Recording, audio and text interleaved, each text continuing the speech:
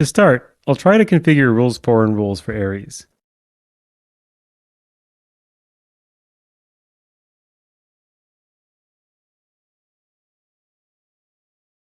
And let's make arrays a dependency of the Haskell library.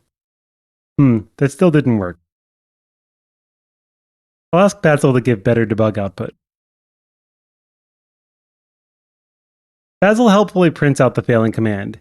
Unfortunately, the command itself isn't so informative, because everything is wrapped in scripts and temporary files. It looks like this long file possibly might have some useful information. Unfortunately, the files themselves aren't very helpful.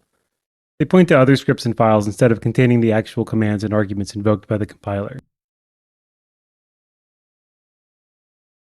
This file has some options. But again, there appears to be yet another layer of indirection to find the link arguments. Finally, here's some actual information. This appears to be a GHC package file, and the libraries all have very long, mangled names. This is a very different approach from the typical Bazel approach, because ordinarily Bazel would just pass the outputs of one stage of compilation to the compiler for the next stage of compilation. I'm not sure what's going on behind the design decision to have an intermediate stage of writing GHC package files to disk.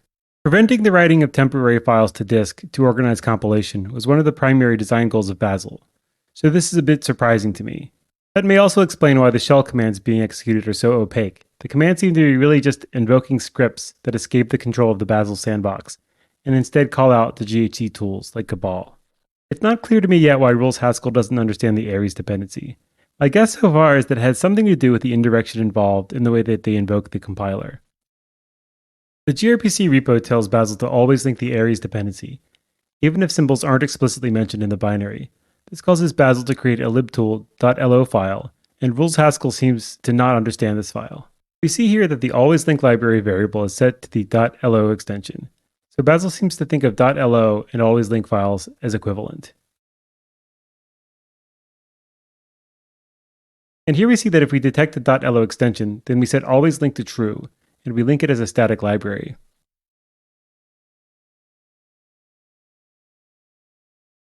The Bazel code seems to stop here, and I see no more references to create library to link in the codebase.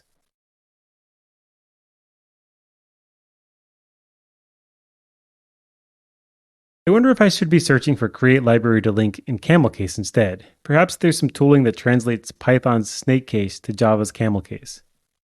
Yeah, that seems to be it.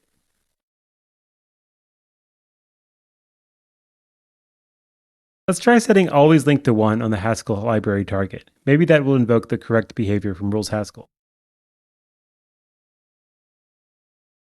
Nope, that didn't work. Back to the Bazel code. Library to link seems like a promising class to look in.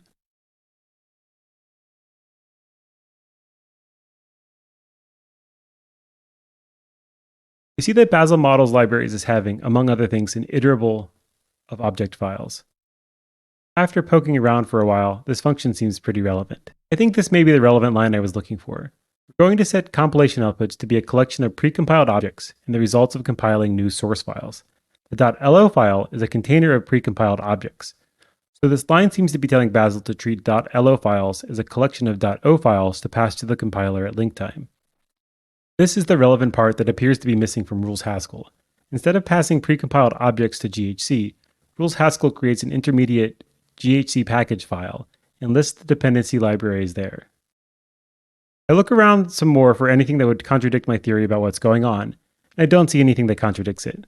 Now that we have a sense of what Bazel's alwayslink or .lo code does, I'd like to look at some concrete examples with Bazel aQuery. I'll query the example greeter service from the gRPC repo. This is basically the hello world of gRPC. I get a bunch of information. I did a regular expression search in Emacs for arrays, which is the library that rules Haskell isn't finding. I see a lot of compiler arguments here. The arrays dependency is linked from the _obj.s directory as pic.o files. If you peek inside the larrays.lo file, you'll see that it's just a list of these pic.o files inside the _obj.s directory. Now let's try running Bazel aQuery on the failing target. Maybe it will give us some useful information. Unfortunately, there's not much information here, just a lot of file write actions with uninformative inputs and outputs. This is the downside of escaping the Bazel ecosystem. By moving the functionality out of Bazel and into Python scripts, they've removed Bazel's visibility into the build environment. All I'm seeing here are actions for writing files. It's pretty impossible to debug from Bazel at this point. As a comparison, I take a look at the action output for rulescc, which is full of useful information. Here we can easily search for which actions depend on the pic.o files in the libares.lo container. This sort of information is missing from the rules-Haskell output. I literally don't see anything in rules-Haskell except for writing files and expanding templates. None of the actions have the usual useful context like inputs and outputs. Let's try a regular expression search for arrays. There's some more information here. That's good. Fortunately, everything is mangled with these long names, so it's hard to tell what's going on. But at least we see some inputs and outputs. I don't see the arrays pic.o files anywhere.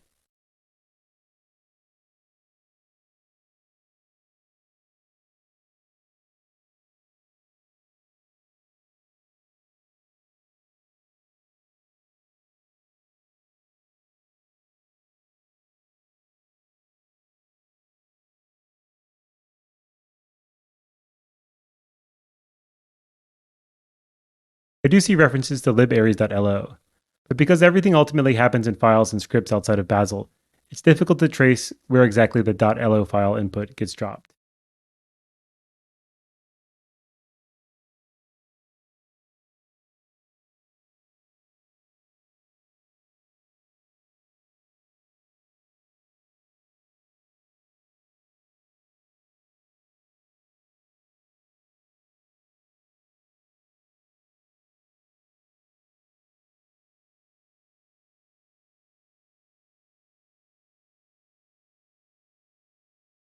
We see that lares is passed to grhc-arg, but that's for linking a .so file. We should see rules-Haskell passing a long list of the arrays .pic.o files as object files instead of as libraries. Since we can't find anything useful from the information supplied by Bazel query, let's try to look in the implementation details of the templates and scripts that rules-Haskell delegates to.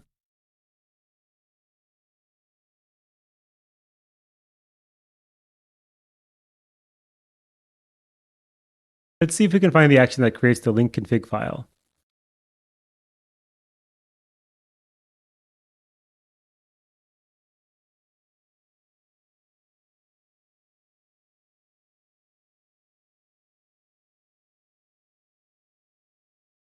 This seems like the relevant function. We see here in the code comment that it's going to create a package config file instead of handing things directly off to the compiler like one would expect. I see some code for iterating over library dependencies, but no code to handle the alwayslink.lo special case. I'm not sure this sort of file is even directly supported by the package file. At this point, I decided to give up on debugging this. It seems to come down to a lack of support from rules-Haskell for alwayslink files. This isn't an easy change, I think, because, in my opinion, the right way to do it is to remove the logic that writes package files altogether, and simply to have rules-Haskell be the interface to GHC, with no file on disk intermediary. So I filed a feature request on the rules-Haskell GitHub repository, suggesting that they look into it.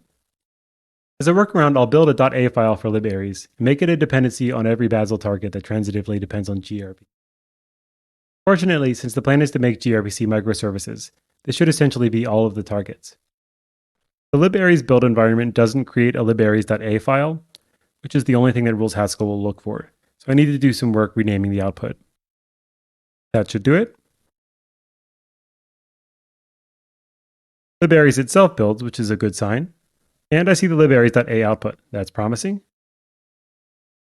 Let's make libares a dependency on the Haskell library and try to build again. Okay, that works. Good deal.